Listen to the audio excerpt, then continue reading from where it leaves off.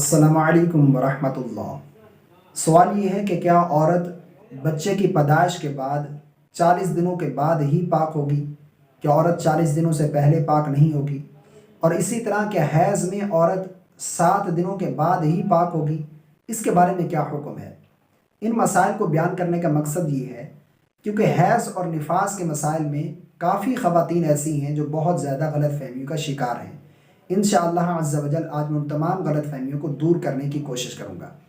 سب سے پہلے نمبر پر تو یہ جانیے کہ حیض اور نفاس یعنی بچہ پیدا ہونے کے بعد جو چند ایام تک عورت کو بلیڈنگ جاری رہتی ہے، خون جاری رہتا ہے، اسے ایام نفاس کہتے ہیں۔ حیض اور نفاس کی شرعی مدت کیا ہے، یہ جاننا بے حد ضروری ہے۔ دیکھیں، حیض کی جو شرعی مدت ہے وہ کم سے کم 3 دن 3 راتیں اور زیادہ سے زیادہ 10 دن اور 10 راتیں ہیں۔ یعنی کم سے کم 3 دن 3 راتیں یعنی 72 گھنٹے۔ اگر کسی عورت کو 72 گھنٹوں میں سے 1 منٹ پہلے بھی خون آنا بند ہو گیا، بلیڈنگ بند ہو گئی، تو وہ حیض شمار نہیں ہوگا بلکہ وہ بیماری کا خون ہے۔ اور زیادہ سے زیادہ جو مدت ہے حیض کی وہ 10 دن 10 راتیں ہیں۔ اب یہاں پر ہوتا یہ ہے کہ بعض خواتین کو عادت ہوتی ہے 4 دن کی، بعض کو ہوتی ہے 5 دن کی، یعنی انہیں 4 دن بعد یا 5 دن بعد جو ہے وہ خون آنا بند ہو جاتا ہے۔ اب وہ اس غلط فہمی میں رہتی ہیں کہ 7 دن پورے ہوں گے جب جا کر وہ غسل کریں گی تو پاک ہوں گی۔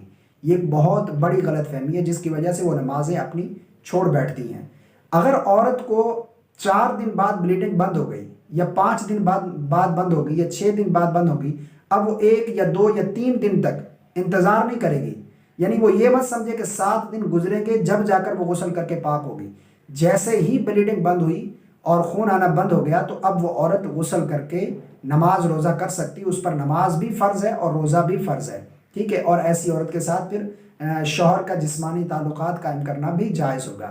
یہ کم سے کم مدت شریعت نے بیان کی ہے 3 دن 3 راتیں اور زیادہ سے زیادہ 10 دن 10 راتیں۔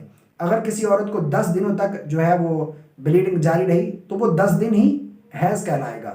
اگر 10 دن سے کراس کر گئی تو پھر بھی وہ بیماری کا خون ہوگا، ٹھیک ہے۔ یہ حیض کی شرعی مدت ہے، 3 دن 3 راتیں اور زیادہ سے زیادہ 10 دن 10 راتیں۔ اگر اس میں کسی بھی وقت عورت کا خون آنا بند ہو گیا تو وہ غسل کر کے نماز روزہ کر سکتی ہے۔ وہ 7 دن کا یا 8 دن کا یا 10 دن کا انتظار نہ کرے۔ اسی طرح جو ہے نفاس کے معاملے میں ہے، نفاس میں یہ ہوتا ہے کہ بعض خواتین بچے کی پیدائش کے بعد یہ سوچتی ہیں کہ 40 دن تک، کیونکہ شریعت کی طرف سے نفاس کی جو شرعی مدت ہے وہ 40 دن تک ہے۔ بعض خواتین یہ سمجھتی ہیں کہ 40 دن گزریں گے تو پھر عورت غسل کر کے پاک ہوگی، اس سے پہلے پاک نہیں ہوگی۔ یہ شریعت نے مدت بیان کی ہے کہ زیادہ سے زیادہ نفاس کی جو مدت ہے وہ 40 دن 40 راتیں ہیں۔ اور اگر اس دوران ان 40 ایام کے دوران اگر عورت 10 دن بعد جو ہے اس کا خون آنا بند ہو گیا، 15 دن بعد یا 20 دن بعد یا 25 یا 30 دن بعد، یعنی 40 دنوں میں کبھی بھی اگر اس عورت کا خون آنا بند ہو گیا، اس کی بلیڈنگ بند ہو گئی، تو اب وہ عورت غسل کر کے پاک ہو جائے گی اور اس پر نماز بھی فرض ہے، روزہ بھی فرض ہے، ٹھیک ہے۔ وہ اس غلط فہمی میں رہتی ہیں کہ 40 دن گزریں گے پھر جا کر جو ہے اس کے ساتھ غسل کریں گی تو وہ پاک ہوں گی ورنہ پاک نہیں ہوگی۔ ایسا بالکل نہیں ہے، یہ ایک بہت بڑی غلط فہمی ہے حیض اور نفاس کے مسائل میں خواتین کی، کہ وہ حیض میں 7 دن کو کاؤنٹ کرتی ہیں اور نفاس میں 40 دنوں کو کاؤنٹ کرتی ہیں کہ 40 دن گزریں گے تو پھر جا کر عورت پاک ہوگی ورنہ پاک نہیں ہوگی۔